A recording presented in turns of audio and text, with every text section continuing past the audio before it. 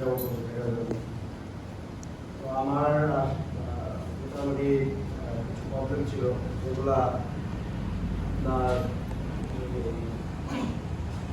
শরীরে অনেক দুর্বল লাগতো। মানে দেখা গেছে যে দুপুর 1-2টা হচ্ছে, মানে ওই মধ্যে যদি না খাই একটু শরীরটা কাঁপতো এইরকম একটা। প্রেশার ছিল আমার প্রচুর পরিমাণে। তো আর ছিল কোলেস্ট্রল, এই প্রবলেমগুলো ছিল। তারপরে আমার কোমর ব্যথা ছিল।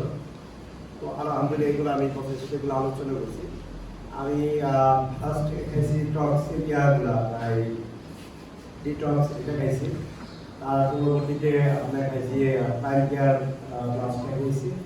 এরপরে গিয়েছি আপনার কফিগুলো দিয়েছি। তো মোটামুটি এগুলি এখন আমার পরিবারের আমার শ্বশুরে খাচ্ছে এগুলা, আমার ওয়াইফ খাচ্ছে, তারপর আমার বাইরের জন্য যারা আমি এগুলো পাঠাইছি। তো আমি নিজে যেটা হচ্ছে যে আলহামদুলিল্লাহ মাজার ব্যথা বলতে আমি অনেক ভুলে যে আমার যে মাজার ব্যথা ছিল, মানে কোমরের ব্যথা ছিল, অনেক ব্যথা হচ্ছে, ডাক্তারের কাছে ওষুধ খাওয়ার পরে এটা যায়। আলহামদুলিল্লাহ আমি ভালো এখন। আর অন্যান্য যে সমস্যাগুলো ছিল প্রেশার, মানে এখন সেই সমস্যাগুলো হয় না, সেগুলো আমি আলোচনা করি। কেন সমস্যা হচ্ছে প্রচুর পরিমাণে বেড়ে যেত এগুলা। তারপরে কোলেস্ট্রলটা আমি মাথায় যাই, এটা সম্ভবত ওইটা হয়তো নিয়ন্ত্রণে থাকার কারণে এগুলো হয়েছে। তো এই জন্য আমি বলবো যে হয়তো অনেক দেরি হইলো এখানে, যে এত সময় পার হয়েছে, অনেকের বুঝছো যে এত সময় কেন পার হয়েছে। ডাক্তার কাছে গেলেও কিন্তু অনেক সময় বসে থাকতে হয়, বসে থাকতে হয় না সিরিয়ালের জন্য।